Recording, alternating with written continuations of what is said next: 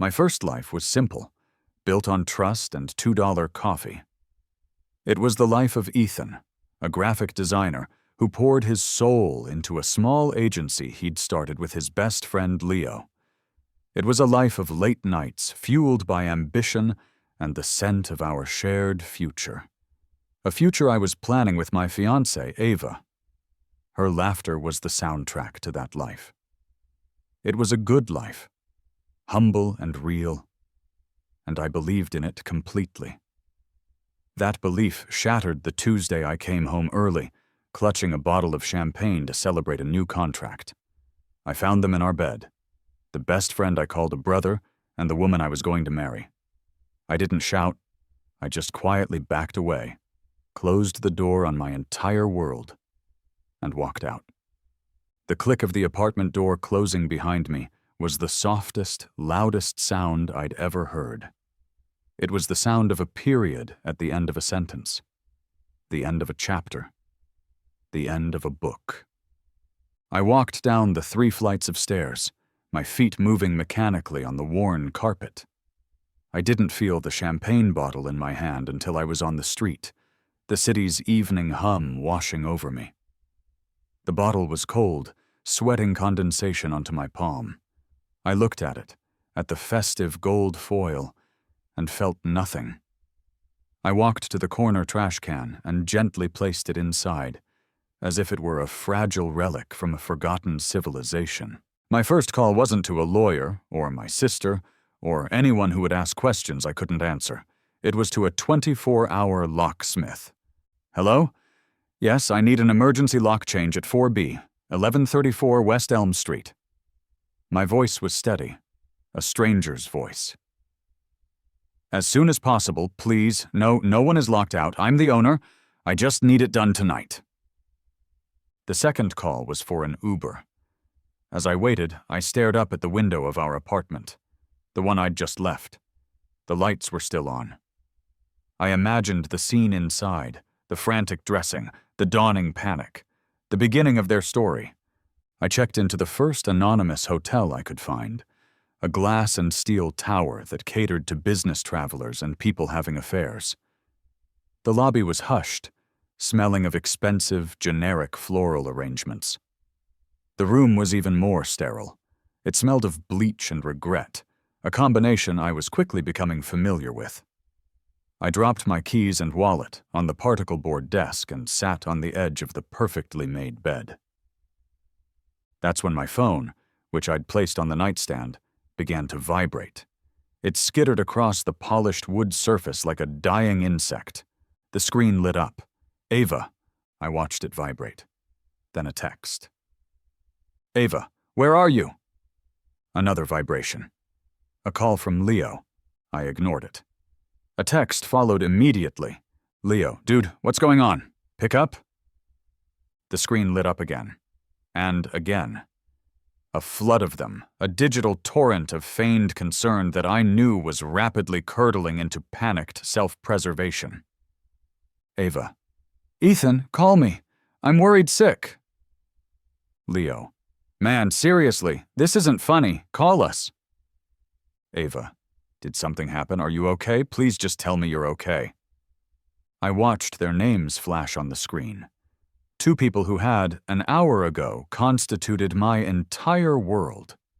Now they were just pixels, just names attached to a betrayal so profound it felt unreal.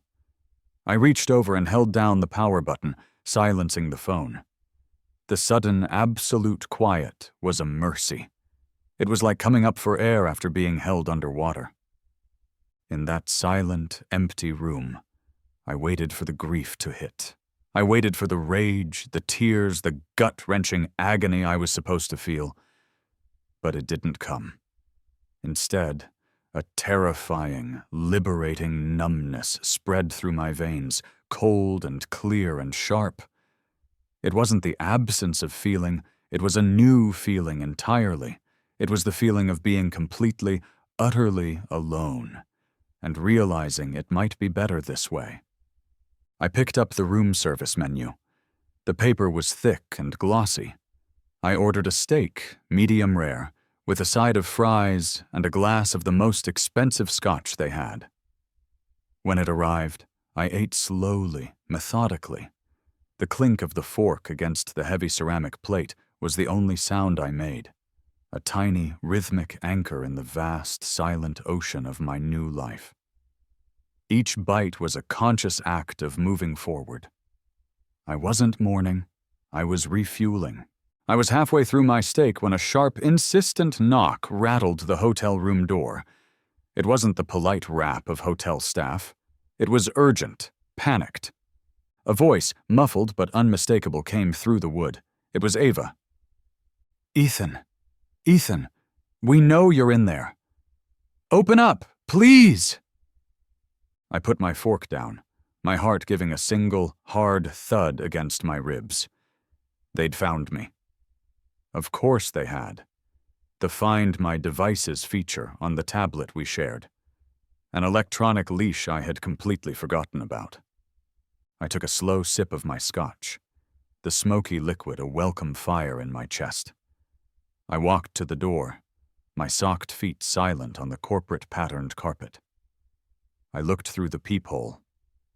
They were a distorted, fish-eyed mess. Ava's face was blotchy with tears, her hair a wreck. Leo stood behind her, his hand on her shoulder, trying to look supportive but failing miserably. He just looked guilty. I took a deep breath, turned the deadbolt, and opened the door. I didn't open it wide, just enough to block the entrance with my body. I just stood there, leaning against the frame, letting the harsh fluorescent light of the hallway frame them in all their frantic glory. "Thank God," Ava breathed, a wave of relief washing over her face. She tried to rush forward, to wrap her arms around me in a hug I had no intention of accepting.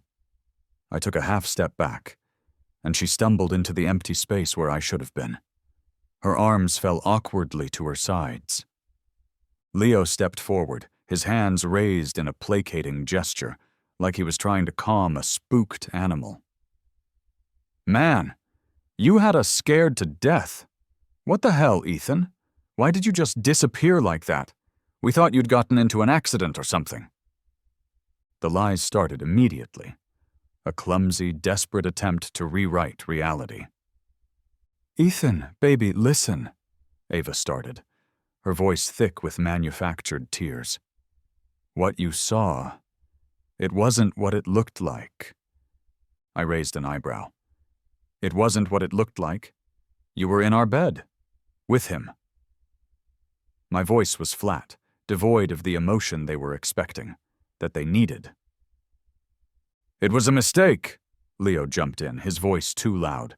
"A stupid, drunken mistake. It meant nothing, I swear to you. We'd been drinking after the client meeting, celebrating the new contract." "The contract I landed," I said, still flat. "Yes, the contract you landed," Ava said quickly, latching onto it. "We were celebrating for you. We had too much champagne, and one thing led to another, and it was a moment of weakness. It will never, ever happen again. It meant nothing, Ethan. You mean everything to me?" They were a team, tag-teaming me with excuses, twisting the narrative. They weren't apologizing for the betrayal. They were apologizing for getting caught. They were painting my discovery, my quiet exit, as the real transgression. My disappearance was the problem, not their actions. I was the one who was overreacting, who had scared them. I remained silent, my gaze unnervingly steady, flicking from her tear-streaked face to his shifty eyes. The lack of screaming, of crying, of any of the histrionics they had clearly prepared for, began to unravel them. My silence was a vacuum, and their lies were rushing in to fill it, getting weaker and more contradictory with every sentence. "Say something, Ethan," Ava pleaded, her voice trembling. "Yell at me, scream, hit him, do something." She needed my anger. My anger would make this a fight between equals. My anger would make it a passionate crime she could be forgiven for. My silence made it a cold, calculated betrayal she couldn't talk her way out of. Their excuses finally faltered, their eyes darting between me and each other. The air in the hallway crackled with their unspoken guilt, thick and suffocating. I finally spoke. 2 words. "Get out?" Leo blinked. "What? Dude, come on, let's just talk about this." "There's nothing to talk about," I said, my voice like ice. "I want you to leave, now." "Ethan, no!" Ava sobbed, reaching for my arm. I pulled it away as if her touch were toxic. "Don't do this. Don't throw away everything we have over one stupid mistake." "You already did," I said. I started to close the door. Leo put his hand on it, trying to stop me. "Ethan, wait." I looked him dead in the eye. The man I called my brother, the man who had built a company with me, the man who had just been with my fiancée in the bed we shared. A cold fury, so pure and so deep it felt like a part of my DNA, rose up in me, but it didn't show on my face. "Take your hand off my door, Leo," I said, my voice dangerously quiet. He saw something in my eyes then, something new, something he didn't recognize. He slowly pulled his hand back. I closed the door on their sputtering protests, the heavy thud echoing in the silent room. I engaged the deadbolt and the security latch. I leaned my forehead against the cool wood, my breath steady. I had faced them. I hadn't broken. My phone, which I'd left on the desk, pinged. I'd silenced the ringer, but the screen lit up with a notification. It wasn't a text from them. It was an email. The sender was Leo Gallo. The subject line was a punch to the gut. "Urgent. Partnership dissolution agreement. Gallo and Croft design." Back in the sterile quiet, I walked over to the desk and picked up my phone. My hands were perfectly steady. I opened the email. It was from Leo, CCing a lawyer I'd never heard of, some shark from a downtown firm. The text was brief and brutally corporate. It cited a clause in our partnership agreement, a clause I barely remembered, something we'd put in on the advice of our first lawyer 5 years ago. He was invoking a moral turpitude and professional abandonment clause. My sudden and unprofessional disappearance, he claimed, had put the company at grave risk. He was framing my departure as a dereliction of duty. He was painting himself as the victim, the responsible partner left to clean up my mess. And then came the offer. A buyout. A number so small it was a joke. It was less than the value of the computers in the office. It was a pittance, a calculated insult designed to tell me I was worth nothing, that the years of my life, the all-nighters, the client relationships I had personally cultivated meant absolutely zero. He was trying to erase me. He wasn't just taking my fiancée, he was trying to steal my future, my past, and my name right off the door of the business I had bled for. I read the document twice. The sheer, unmitigated audacity of it, a physical shock. It was breathtaking. They thought I was a shattered man, hiding in a hotel room, too heartbroken and weak to fight back. They thought they could kick me when I was down and I'd just curl up and take it. They thought wrong. A slow, cold smile, one I didn't recognize, touched my lips. It felt alien on my face. They hadn't just betrayed me. They had declared war. And they had just made a catastrophic, life-altering miscalculation. I forwarded the email to a single contact in my phone. A name without a photo, labeled simply Clara. My text was short. They've made their move. Activate Plan B. The wrong was no longer just personal. It was a corporate assassination attempt. And it was blatant. Leo, my former best friend, the man who once high-fived me in a dingy bar when we landed our very first client, was systematically dismantling my professional life. He wasn't just stealing the company. He was poisoning the well, ensuring I couldn't work in this city again. The intel came from Jessie, a junior designer I'd mentored. She sent me a hesitant text a few days after my disappearance. Jessie. Hey, Ethan. Hope you're doing okay. Listen, this is weird, but I thought you should know what Leo is telling people. It's not right. I called her from a burner number. Her voice was hushed, nervous. He held an all-hands meeting, she whispered. He told everyone you had some kind of breakdown, that you've been unstable for months and that he's been covering for you. He said your disappearing act was the final straw and that he had to take control to save the ship. Save the ship? The ship I had designed, built, and captained. He was positioning himself as the valiant hero, the steady hand on the tiller after the captain went mad. He was telling our biggest clients the same story, framing my creative passion as manic instability, my dedication as obsessive and unreliable. Ava, meanwhile, was handling the social front. She was calling our mutual acquaintances, our friends, weeping into the phone, spinning a heartbreaking tale of my supposed emotional abuse and increasing volatility. She painted a picture of a woman who had been pushed to her limit, who made one mistake in a moment of desperation and was now being cruelly punished by a vindictive partner. They weren't just breaking up with me, they were trying to scorch the earth where I once stood, salting the fields so nothing could ever grow there again. I listened to all of this from a new apartment. It was a place Clara had arranged, a furnished corporate rental on the 30th floor of a sleek, anonymous high-rise downtown. It was all glass and chrome and shades of gray. The only smell was the faint, clean scent of fresh paint, a stark, sterile contrast to the rot and decay they were spreading through my life.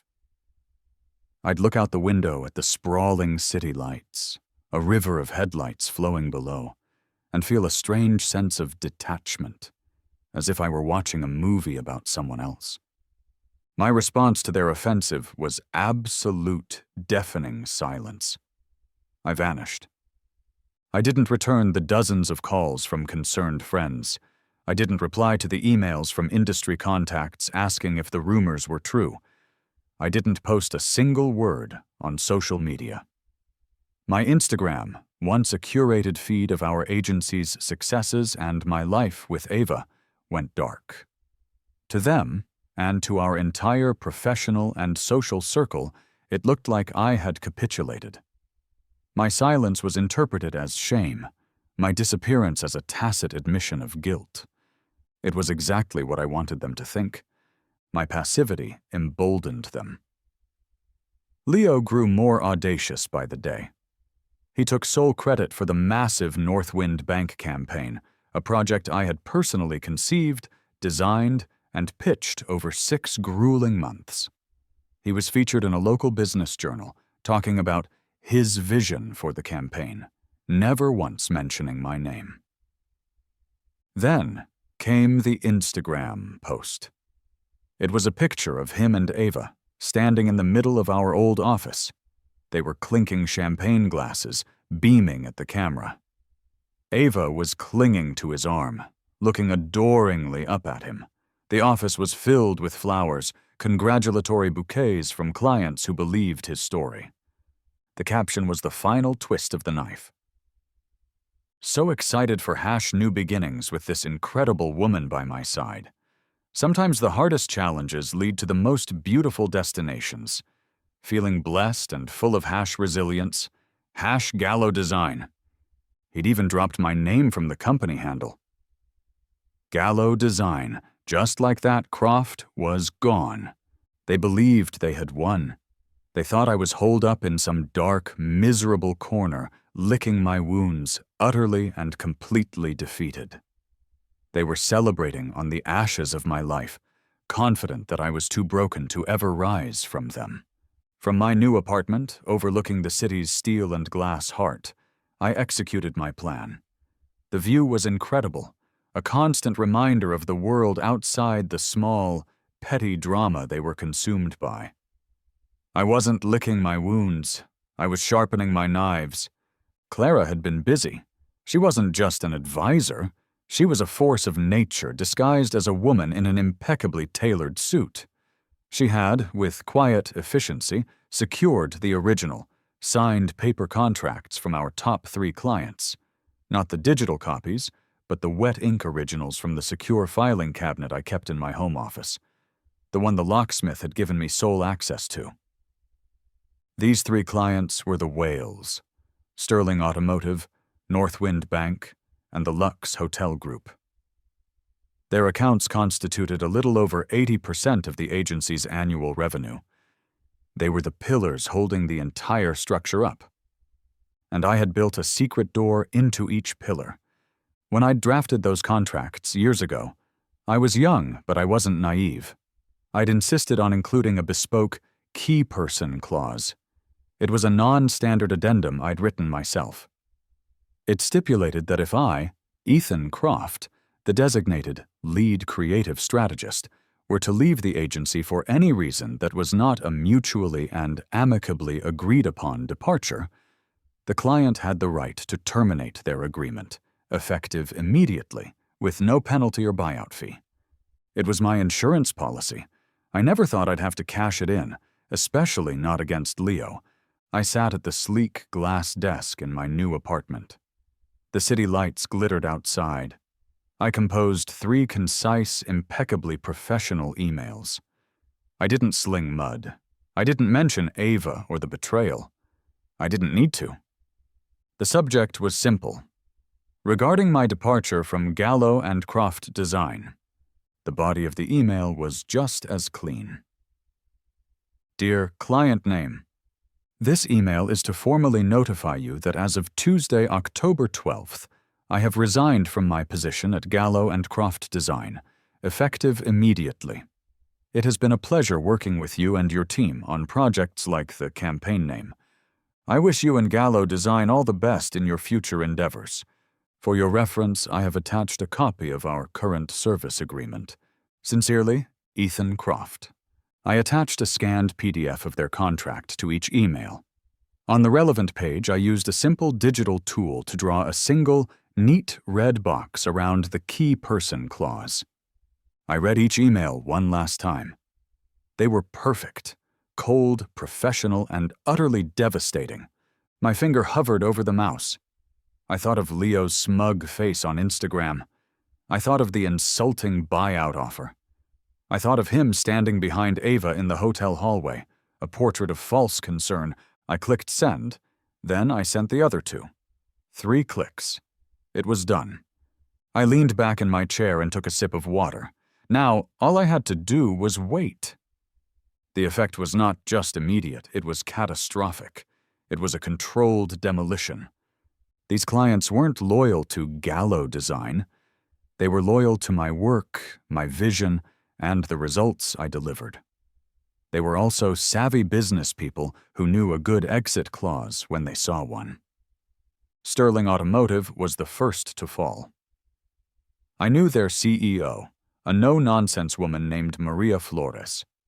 She would have seen my email, read the clause, and made a decision in under 5 minutes. An email from her legal team to Leo was probably sent before she'd even finished her morning coffee.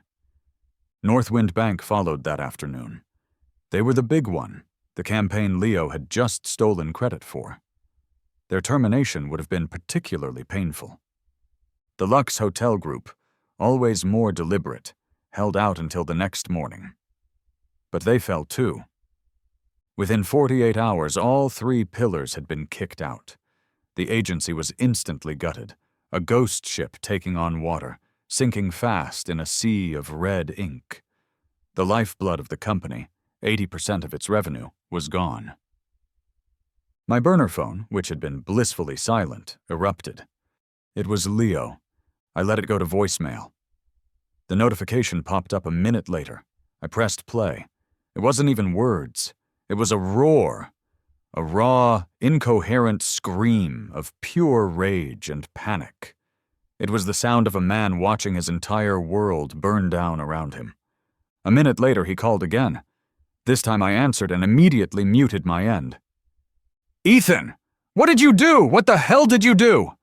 he screamed, his voice hoarse. "Sterling just pulled out.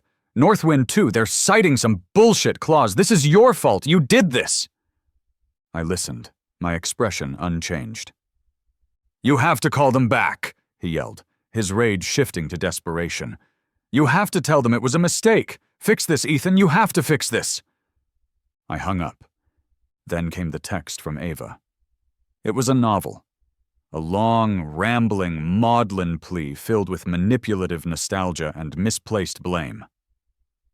Ava. Ethan, I don't know what you did, but Leo is falling apart. The business is collapsing. How could you be so vindictive? How could you destroy everything we built together? All those late nights, all those dreams? Was our life together worth so little that you would burn it all to the ground just to hurt me? This isn't you. The Ethan I loved would never do this. Please, whatever this is, just stop. I read the text without a flicker of emotion. The Ethan I loved. She was right, that Ethan was gone. She and Leo had killed him. I deleted the text and the voicemails. I stood up and walked to the window, looking down at the city. The neon glow from a billboard across the street washed over my face in waves of red and blue. They thought this was about revenge for a broken heart. They still didn't understand. This wasn't about passion. This was about consequences. My other phone, my real phone, buzzed on the desk. I walked over and picked it up. It was a banking alert, a notification I had set up long ago. It was a wire transfer confirmation from Vance Holdings to Ethan Croft. Amount $5 million. It was a deposit, not a withdrawal. The amount was so large it looked like a typo. The sender was an entity I'd never heard of, or rather an entity that Ethan Croft, the graphic designer, had never heard of. A slow smile spread across my face. The first phase was complete. The board was being reset. Beaten in the boardroom, their professional lives a smoking crater. They did what desperate, cornered people do. They escalated. The war moved from the office to the living room, from corporate sabotage to social assassination. Their reputations were in tatters, and they were desperate to salvage whatever they could by painting me as the villain. Ava and Leo doubled down on their smear campaign, targeting our shared social circle, a group of people I had, in my old life, considered family. They hosted small, intimate, we're victims dinner parties. They met friends for coffee, spinning their carefully crafted narrative of my mental collapse and cruel, vindictive revenge. Most of it was just noise, whispers I could ignore. But then they got to my sister. The worst blow, the one that actually cut through my cold armor, came from Sarah, my older sister. Fiercely protective, endlessly loving, but also deeply naive and always too willing to believe the best in people, or in this case, the worst. Ava, a master manipulator, had gone to her in tears. She'd performed the role of a lifetime, the heartbroken, terrified woman who had made a terrible mistake and was now being hunted by a monster. She fed Sarah a curated story of my instability, my cruelty, my unhinged behavior. And Sarah, bless her heart, bought every word.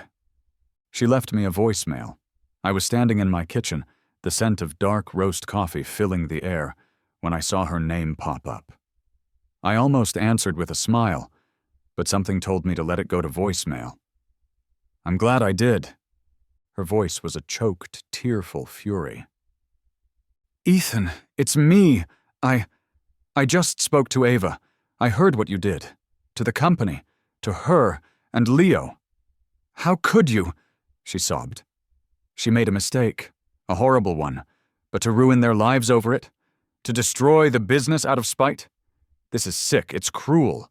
I don't even know who you are anymore. Ava is terrified of you, and honestly, right now, I am too.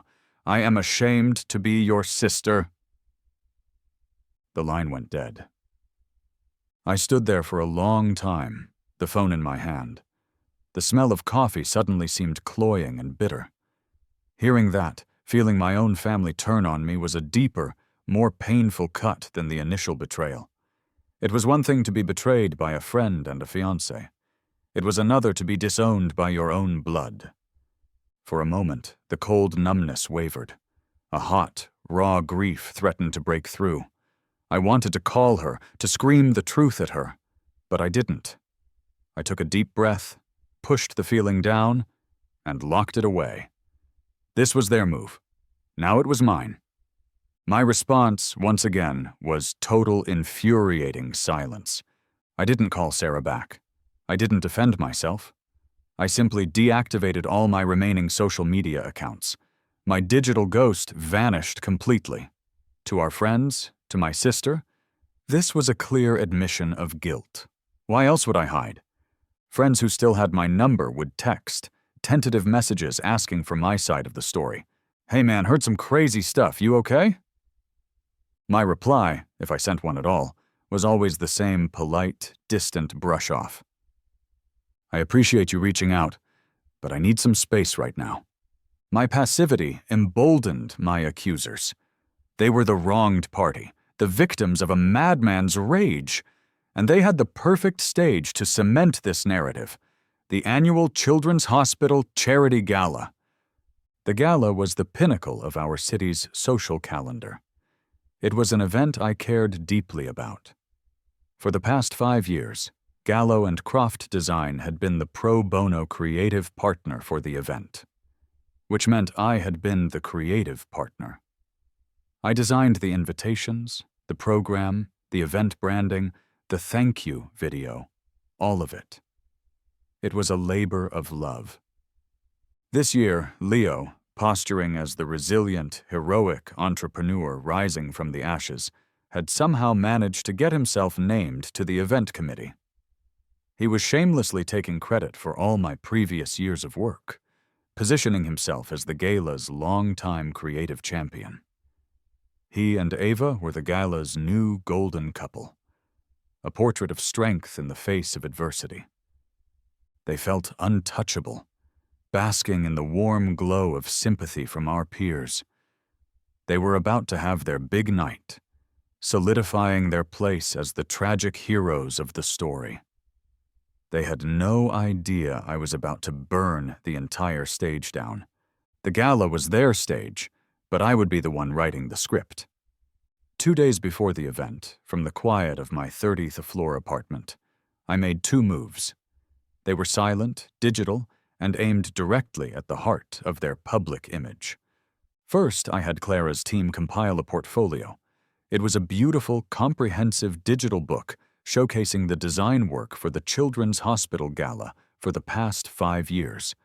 It included my original concept sketches, the design files with their metadata timestamps proving my sole authorship and creation dates, and the final polished products. Alongside this evidence, we placed screenshots. Screenshots of the Business Journal article, where Leo claimed my work as his. Screenshots from the gala's website, where he was credited as the creative visionary. Clara had this portfolio anonymously leaked to City Scout, a notoriously sharp-tongued and widely read local culture blogger with a penchant for exposing frauds. The email was simple. Subject: a story of stolen valor in the charity world. Second, I made a phone call. Through a separate anonymous trust I'd set up years ago for philanthropic purposes, I made a donation to the Children's Hospital. The amount was staggering, enough to fully fund the construction of an entire new pediatric oncology wing. It was a game-changing sum of money. But it came with one non-negotiable condition. The donation, and the fact that the donor wished to remain completely anonymous, was to be the centerpiece announcement of the evening. The hospital director, a good man named Dr. Alistair Finch, was ecstatic and readily agreed. He had no idea the anonymous donor was the same man his committee member had been slandering for weeks. The night of the gala, I was nowhere near the city. I was 30,000 feet over the Atlantic, sitting in the plush leather seat of a private jet, a glass of champagne, the good stuff this time, in my hand. The cabin was quiet, the engine a low hum. On the screen of the tablet in front of me, a live stream of the gala had just begun. The blogger's post had gone live that morning, titled, Gallows Gala, the art of the steal. It had spread through the city's elite like wildfire. The article was brutal, laying out the evidence of Leo's plagiarism with surgical precision. On the live stream, I could see the effect. The grand ballroom was buzzing, but it wasn't with excitement. It was with whispers. People were huddled together, glancing at their phones, then throwing side-eyed looks at Leo, who was standing near the stage with Ava. Even through the screen, I could see he looked pale, his face slick with sweat under the hot lights. Ava was clinging to his arm, her smile frozen and brittle. The atmosphere was thick with tension. Then Dr. Finch took the stage. He was a kind-faced man with a warm smile, but tonight his expression was serious. He tapped the microphone. "Good evening, everyone, and thank you for your incredible generosity in supporting the vital work we do at Children's Hospital." He paused, letting his eyes sweep the room.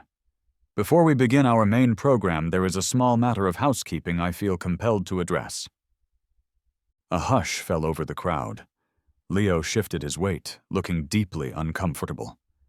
"It has come to my attention," Dr. Finch continued, his voice gentle but firm, "that there has been some confusion regarding the creative talent behind this beautiful event for the past 5 years. We are immensely grateful for the work, and so I feel it is only right to correct the record. The visionary branding, the invitations, the very look and feel of this gala was the sole work of Mr. Ethan Croft." A collective gasp went through the room. The camera panned briefly to Leo. The look on his face was a mask of outrage, unadulterated humiliation. He looked like he'd been physically struck. Ava's hand flew to her mouth. But Dr. Finch wasn't finished. He was just getting started. "And speaking of incredible generosity," he said, his voice swelling with genuine emotion, "I have an announcement that will change the lives of children in this city for generations to come." He detailed the anonymous donation. He spoke of the new pediatric wing, the lives it would save, the families it would help. When he finally announced the total amount, a figure with 7 zeros behind it, the room was plunged into a stunned, awestruck silence. You could hear a pin drop. The sheer scale of the donation made everything else, the gossip, the social climbing, the petty drama, seem laughably insignificant. It recontextualized the entire evening. Leo and Ava, who had tried to make the night about their victimhood, were rendered utterly irrelevant, footnotes in a much larger, more important story. Their social climbing antics were exposed as pathetic in the face of true, monumental generosity. I took a slow sip of my champagne, a real smile touching my lips this time.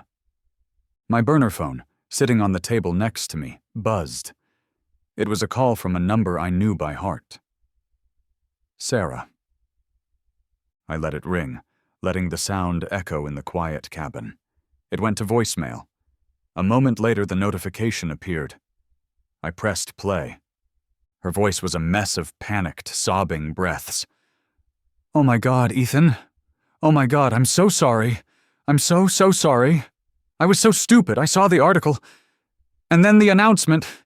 That was you, wasn't it? The donation? Oh God, what have I done? Please, Ethan, please call me. I'm so sorry." I deleted the voicemail. Forgiveness would come later. Maybe. For now, this was enough. A flight attendant, her movements graceful and practiced, leaned in. Her voice was smooth as silk, cutting through my thoughts.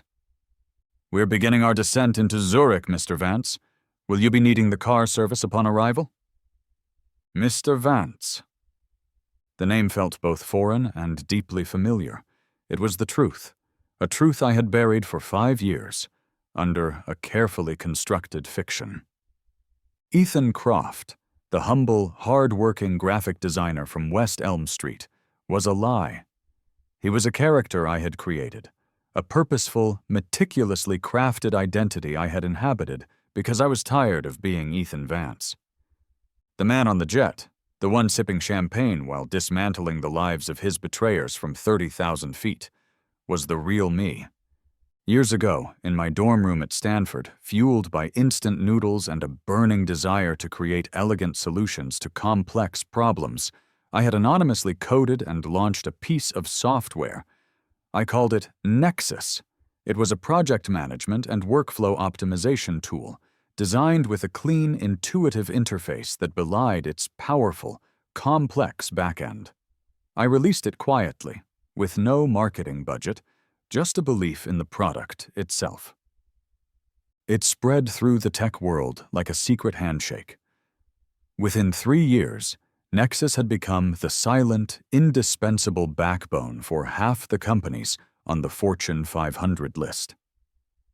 It ran logistics for global shipping firms, managed projects for aerospace engineering companies, and organized data for massive financial institutions. And almost no one knew who was behind it. I ran it through a series of shell corporations and holding companies, all under the umbrella of Vance Holdings, a name inherited from my grandfather.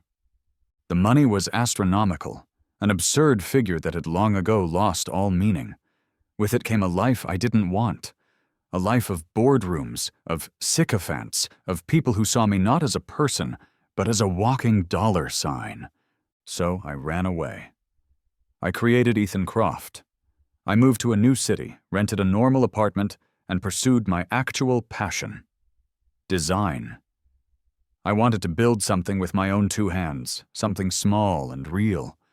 The design agency, Gallo and Croft, was my anchor to a normal life I craved, a life where people liked me for my ideas and my personality, not my bank account.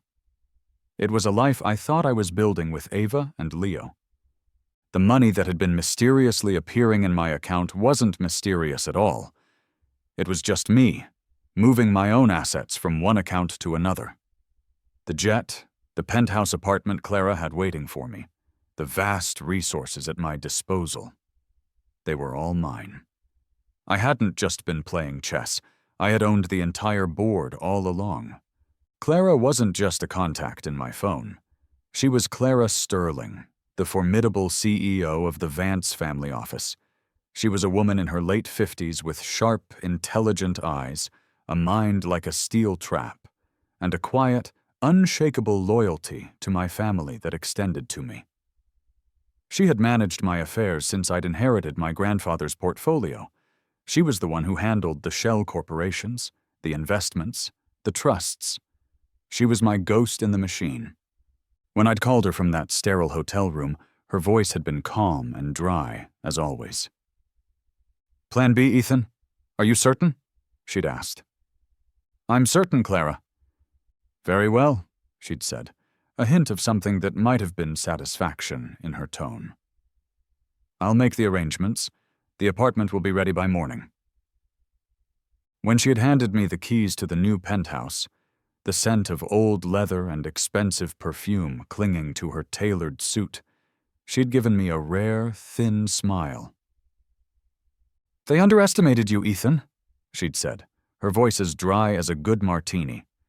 "People always underestimate the quiet ones. They mistake silence for weakness, a foolish error." She was the one who had executed my will with surgical precision, leaking the portfolio to the blogger, structuring the anonymous donation, and ensuring every move was untraceable back to me, yet perfectly timed for maximum impact. Back in our hometown, the fallout from the gala was total. It was a social extinction-level event. Leo and Ava were pariahs. The story was too perfect, too damning. The heroic entrepreneur was revealed as a credit-stealing fraud. The grieving fiancé was seen as his accomplice. Their friends, the ones who had eagerly listened to their sob stories, now avoided their calls, embarrassed to have been so easily duped. Desperate, their world collapsing, they started digging. They were no longer trying to smear me. They were trying to understand me, trying to find some new leverage, some dirt, some explanation for how the quiet, broken designer they'd cast aside had suddenly developed the power to ruin them so completely. What they found, likely through a few panicked calls to financial insiders and a desperate search of public donation records, was the truth. They must have traced the whispers of the massive hospital donation back to a trust, and that trust back to a holding company, and that holding company back to a name: Vance. They didn't just find a skeleton in my closet. They found a fire-breathing dragon. The realization must have been dizzying, a vertigo-inducing shock. The man they had betrayed wasn't a struggling artist they could easily crush and discard. He was a titan of industry who had been hiding in plain sight, playing at being normal. Every action they had taken, every lie they had told, was suddenly cast in a new, horrifying light. Their betrayal wasn't just immoral. It was monumentally, catastrophically stupid. They hadn't cheated on a man. They had cheated on an institution. Their greed hadn't just cost them a relationship. It had cost them a dynasty. Their world had been flipped upside down. The power dynamic had not just shifted, it had inverted with the force of a supernova. They now understood the scale of the power they had provoked. Their only conceivable path forward, the only desperate, last-ditch play they had left, was to appeal to the man they thought they knew. They had to find the gentle, forgiving, heartbroken Ethan Croft they had so casually destroyed. They had to hope that somewhere inside the new, formidable, and terrifying Ethan Vance, that man still existed. Through a well-connected and now deeply embarrassed mutual friend, they got the address to my new building. The friend probably thought he was brokering a peace treaty. He had no idea he was just another pawn on the board. Clara had, of course, allowed the address to be found. They were being led, like lambs to the slaughter, to the stage for the final act. I was back from Zurich, standing in the living room of the penthouse, watching the rain streak down the floor-to-ceiling windows. The city below was a blur of glittering, wet neon. The intercom buzzed, a sharp, clean sound in the quiet room. I pressed the button. The doorman's voice was crisp and professional. "Mr. Vance? A Miss Ava Martin and a Mr. Leo Gallo are in the lobby. They're insisting it's a matter of life and death." "Should I send them away?" I let the doorman's question hang in the air for a moment, savoring it. Should I send them away? It was a simple question, but it held the entire weight of my new reality. I had the power to simply make them disappear from my life with a word.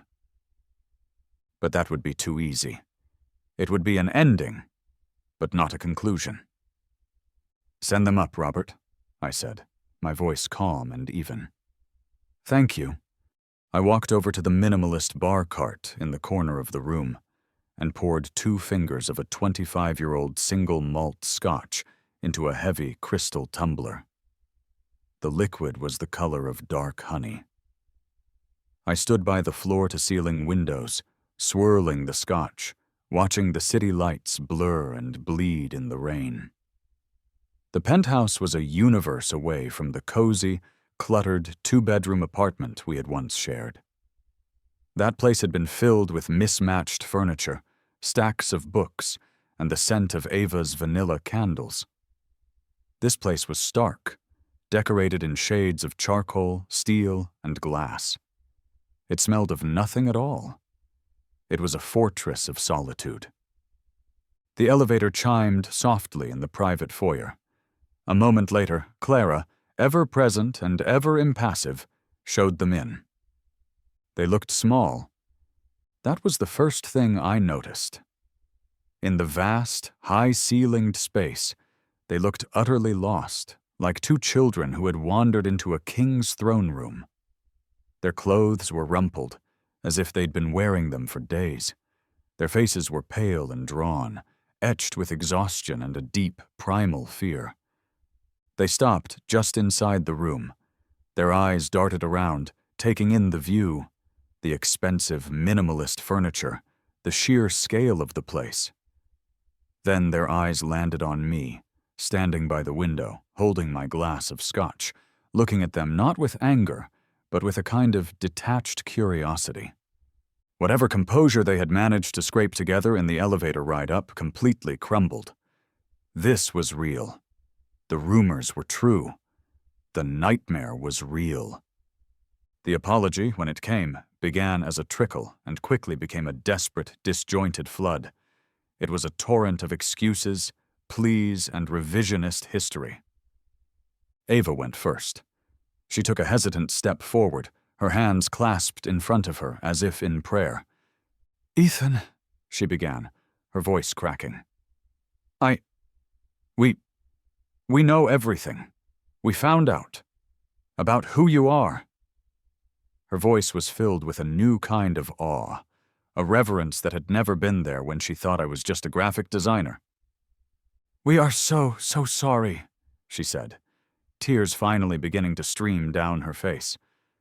But these weren't the calculated tears from the hotel hallway. These were tears of pure, unadulterated panic. What we did was unforgivable. I was a fool. I threw away everything. Our love, our dreams, I was just so stupid. But she wasn't weeping for the loss of Ethan Croft. She was weeping for the life with Ethan Vance she had unknowingly, idiotically thrown away. Her tears weren't for me. They were for the penthouse, the private jet, the name. Leo, his usual cocksure bravado completely gone, looked like a schoolboy about to be expelled. He couldn't even meet my eyes. He stared at the expensive rug. "Man, Ethan, Mr. Vance, I don't even know what to call you," he stammered. I messed up so bad. You were my best friend, my brother. I swear to God, I always looked up to you. I don't know, I was jealous of your talent, of what you had with Ava. The pressure of the business got to me. It was a moment of insanity." Their words were all about themselves, their ruined reputations, their shattered finances, their public humiliation. It was a performance of remorse, not an expression of it. They were confessing their sins to a God they had just discovered, hoping for absolution, not because they were penitent, but because they were terrified of his wrath. I let them exhaust themselves. I listened in complete, unnerving silence. The only sounds in the room were their increasingly desperate voices, the faint, distant hum of the city below, and the soft clinking of the ice in my glass as I gently swirled it. When they finally fell quiet, their hopeful, terrified eyes pinned on me, the silence stretched out, thick and heavy. They had laid their pathetic excuses at my feet. Now they were waiting for the verdict. I took a slow, deliberate sip of my scotch. I let the complex, smoky flavor coat my tongue. I didn't raise my voice. I didn't list their betrayals. I didn't give them the catharsis of a shouting match or the satisfaction of a fight. I simply looked at them, two ghosts from a life that was no longer mine, and delivered the verdict. No. The word was quiet, but in the silent, cavernous room, it landed with the force of a gavel. Ava flinched as if I'd slapped her. "No? What do you mean, no?" I finally looked them both in the eye, my gaze cold and clear. "No, I don't accept your apology. No, I won't help you. No, we will not be speaking again after you leave this room." I took a step closer, and they both instinctively recoiled. "You see," I said, my voice still quiet, conversational even, "you've made a fundamental miscalculation right from the very beginning. Your apology isn't for me, it's for yourselves. You're not sorry for what you did. You're just sorry you got caught." I looked at Ava. "You're not sorry you cheated. You're sorry you cheated on a man who could have given you this," I said, gesturing vaguely at the opulent room around us. Then I looked at Leo. And you. You're not sorry you betrayed your best friend. You're terrified of the man you now know you betrayed. Their faces fell, the truth of my words hitting them with undeniable force. I had stripped away their last defense, their performance of remorse, and left them naked with their own pathetic greed.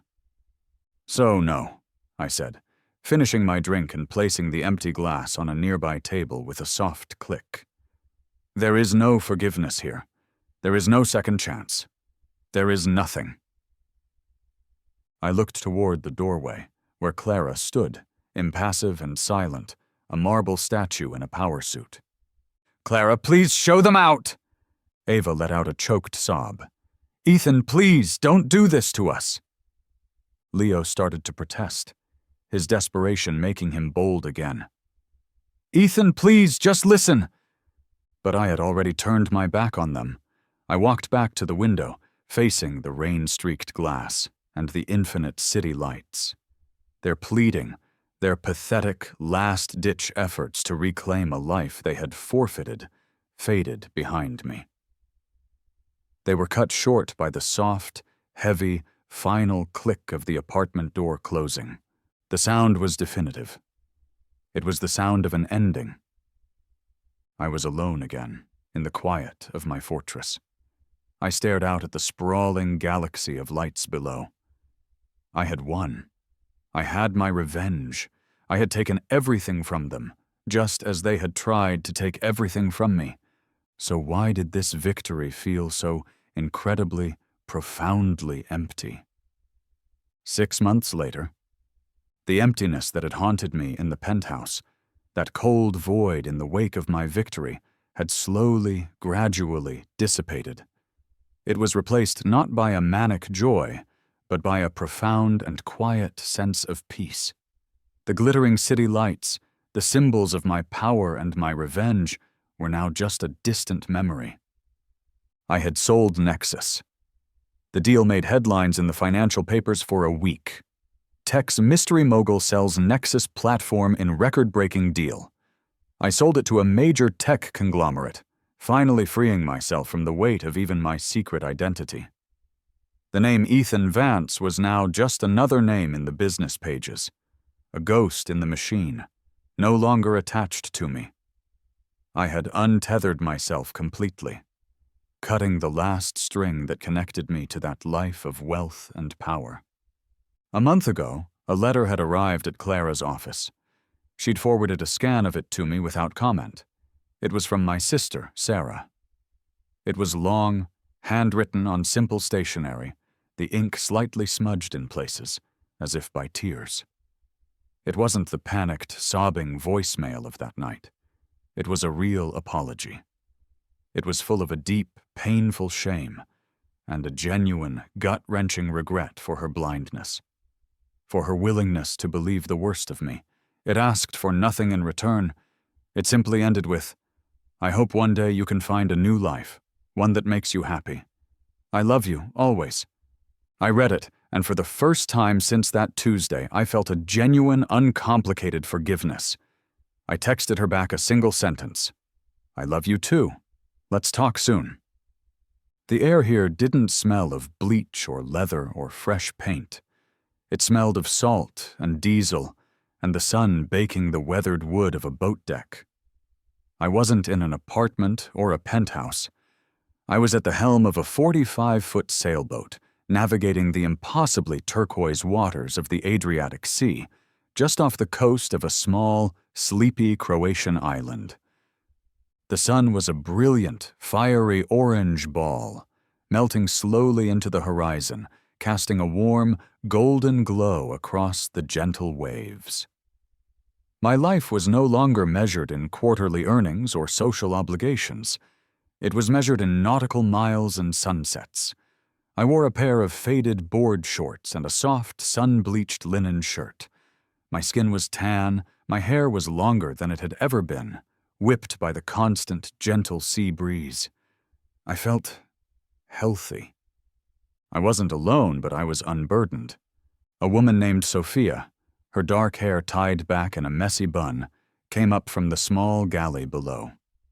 She was a marine biologist I'd met in a dusty second-hand bookstore in Lisbon 3 months ago. We'd argued about a passage in a Hemingway novel and ended up talking for 6 hours over cheap red wine. She had a laugh that was loud and uninhibited, and a mind that was sharper than anyone I'd ever met. She passed me a cold bottle of local beer, her smile easy and warm, her eyes crinkling at the corners. There was no shared history between us, no baggage, no expectations. There was just the shared reality of this boat, this sunset, this moment. We weren't building a future. We were simply living. "You're thinking again?" she said, her voice a low, pleasant murmur over the sound of the water lapping against the hull. "That's your thinking face." "Is it a bad face?" I asked, taking a long swallow of the cold beer. "It's a serious face," she said, leaning against the railing beside me. "The world doesn't seem so serious out here, does it?" She was right. It didn't. She pointed toward the horizon. "Look." A pod of dolphins was arcing gracefully through the waves, their sleek gray bodies catching the last rays of the dying sun. They moved with a pure, unthinking joy, a freedom that felt absolute. I watched them for a long time, then looked out at the endless, open expanse of the ocean, the man who was betrayed in that apartment, the cold man who sought revenge from a penthouse, the tech mogul who hid behind a wall of money. They were all gone. They felt like characters from a book I'd read a long time ago. They had been shed like old skins, left behind on a distant shore. In their place was just me, Ethan. Finally, completely and irrevocably free. Sophia rested her head on my shoulder, and we watched the last sliver of the sun disappear below the water. I took another sip of beer, the sea spray cool on my face, and for the first time in a very, very long time, I felt the quiet, steady, and unmistakable joy of a life that was, at long last, entirely my own.